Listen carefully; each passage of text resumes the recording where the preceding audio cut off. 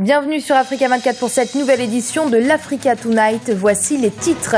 Jour de vote en Mauritanie. Ce samedi, les électeurs se sont mobilisés pour élire leur nouveau président. Alors que l'opposition radicale a appelé au boycott, le président et candidat Mohamed Ould Abdelaziz apparaît comme le favori de ce scrutin. La Tunisie, quant à elle, élira son nouveau président à la fin de l'année et mettra ainsi un terme à la période de transition qui prévaut depuis la destitution du président Ben Ali. Le retour à l'ordre constitutionnel permettra au pays de relancer son économie. Après un premier sommet annuel sur le thème de l'agriculture et de la sécurité alimentaire à Addis Abeba, le sommet de l'Union africaine à Malabo, dont les travaux se sont ouverts ce vendredi, poursuivra sur cette même thématique. Le rétablissement de la paix dans certains pays secoués actuellement par des troubles sécuritaires sera également au cœur des débats. Les électeurs mauritaniens ont donc été appelés aux urnes pour élire leur nouveau président parmi 5 candidats, dont le président et grand favori Mohamed Ould Abdelaziz. Alors que les bureaux de vote ont ouvert ce samedi, l'opposition radicale qui a décidé de boycotter ce scrutin attend les premières tendances. Une faible participation enverrait un signal fort au pouvoir actuel et sonnerait comme un désaveu. Reportage de notre correspondant Franck Noudofina. C'est très tôt ce samedi que les électeurs mauritaniens ont commencé à s'acquitter de leurs devoirs de citoyens en allant choisir celui qui dirigera le pays pendant les 5 prochaines années. À Nouakchott, la capitale politique, la plupart des bureaux de vote ont ouvert à 7h heure locale. Même s'il est vrai que l'affluence en début de journée n'était pas très forte, dans l'après-midi, les électeurs sont sortis pour voter. Mohamed Ould Abdelaziz, le président sortant et candidat à sa propre succession, a également voté dans la capitale Nouakchott. Occasion pour lui de fustiger le boycott de l'opposition radicale. Certes, il y a quelques partis politiques qui ont prôné, et qui l'ont prôné d'ailleurs par le passé, le boycott. Mais les résultats sont là. S'ils ont lancé un appel pour le boycott, en tout cas, ce boycott n'a pas été suivi et n'a pas été entendu en Mauritanie. On a eu plus de 85% lors des législatives et des municipales. Ibrahima Mokhtar Sarr, qui se présente pour une 3e fois à une élection présidentielle dans le pays, croit que cette fois, elle sera bénéfique pour lui. Je pense que les choses commencent bien. Hier, il y a eu le vote militaire. Les conditions semblent bonnes dans l'ensemble. Nous attendrons ce soir pour faire un jugement définitif. L'opposition radicale est restée dans sa position de boycott du scrutin.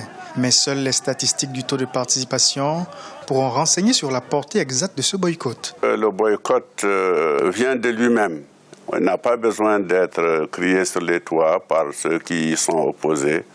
Tant les opérations électorales, tant le cadre, l'opportunité, la participation à cette échéance électorale présidentielle se décrédibilise elle-même. Au total, 5 candidats ont pris part au scrutin présidentiel en Mauritanie. Les premières tendances devraient être disponibles dans la nuit de ce samedi au niveau de la commission électorale. Tournée continentale pour le président tunisien Moncef Marzouki qui le conduira ce dimanche au Niger. Objectif affiché, renforcer la coopération sud-sud. Un forum économique en ce sens sera d'ailleurs organisé au Niger. L'occasion pour la Tunisie de découvrir les opportunités d'investissement de son pays hôte. Le Niger, mais pas seulement. La Tunisie est déterminée à renforcer ses relations économiques avec l'ensemble des pays africains. 2014 est en effet une période décisive pour la Tunisie qui doit, avec le scrutin présidentiel prévu en fin d'année, achever sa transition politique et démocratique. Le retour d'un environnement assaini et de la stabilité politique et sociale devrait permettre au pays de relancer son économie. Le point tout de suite avec Guillaume Durand. La relance de l'économie, un objectif prioritaire pour le président tunisien Moncef Marzouki. La crise politique traversée par le pays a freiné la croissance de la Tunisie, faisant notamment fuir touristes et investisseurs. Au lendemain des printemps arabes et une fois la transition politique complètement achevée, le chef de l'État estime que la Tunisie reprend petit à petit sa marche en avant. Notre transition a été à la fois pacifique et relativement courte. Et dès que fin 2014, le processus politique est totalement terminé, c'est-à-dire avec l'élection du Parlement. Maintenant, nous avons la Constitution. Fin 2014, on aura le Parlement, on aura les élections présidentielles. Tout le processus de la construction de l'État démocratique sera terminé. Et vous allez voir, la machine économique va vraiment tourner à grande vitesse parce que l'investissement extérieur n'attend que la stabilité, l'investissement intérieur n'attend que la stabilité. Le pays est calme et pacifique et le tourisme reviendra, etc. Et nous espérons jouer un très très grand rôle dans le développement et de la Tunisie et de l'Afrique. Autrefois inexistante, la politique extérieure est primordiale pour le président tunisien Monsef Marzouki afin de réaliser ses objectifs économiques. La volonté du gouvernement est d'accentuer les relations, notamment économiques, de la Tunisie avec les autres nations africaines. Nous appartenons à l'espace euro-méditerranéen. Nous sommes un vieux pays méditerranéen. Nous appartenons à l'espace arabo-musulman et nous appartenons à l'espace africain. Nous sommes membres de l'Union africaine depuis le début.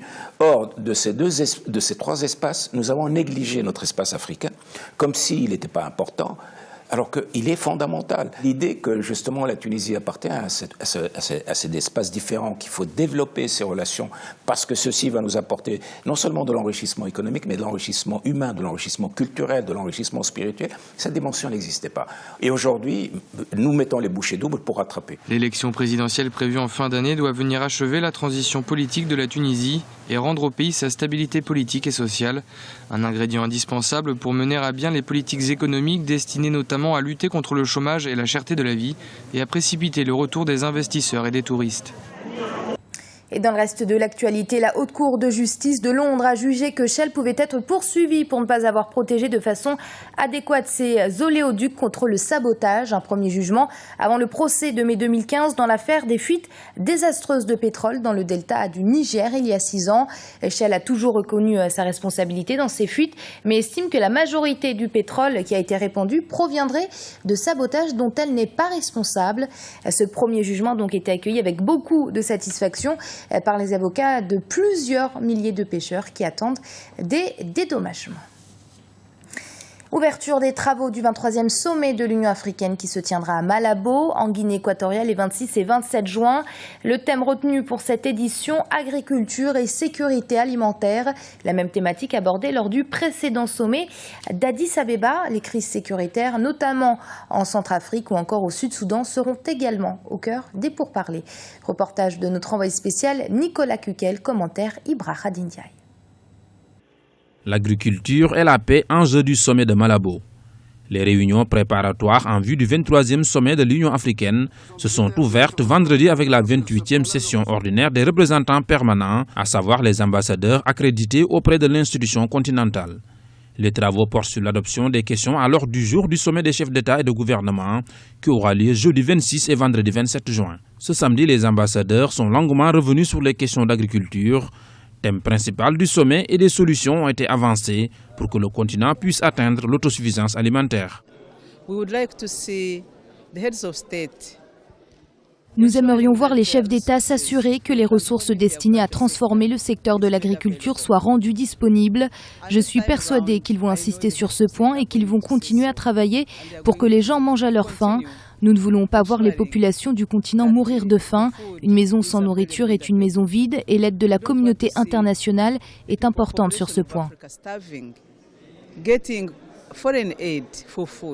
Au-delà du thème principal, ce sommet traitera également des questions de sécurité sur le continent, crise en Centrafrique, au Soudan ou bien encore dans le nord du Mali. Ce sommet des chefs d'État devra faire le point sur l'avancement des discussions pour trouver une solution au conflit. L'Union africaine a déjà une position qui est d'œuvrer pour la préservation de l'unité, de l'intégrité territoriale du Mali, de la souveraineté du Mali. Bien entendu, un accent est mis sur la nécessité d'engager le dialogue. Le Conseil de paix et de sécurité qui sera examiné au cours du sommet fera état de toutes ces dernières évolutions à travers la mission Sahel qui représente l'Union africaine au Mali. Pour assurer la sécurité sur le continent, le Conseil de paix et de sécurité devrait aborder la question de la mise en place d'une architecture militaire commune propice à intervenir en cas de conflit alors que le projet de la force africaine en attente n'est toujours pas opérationnel. C'est la fin de ce journal. Merci de l'avoir suivi. Restez sur Africa 24. L'info continue.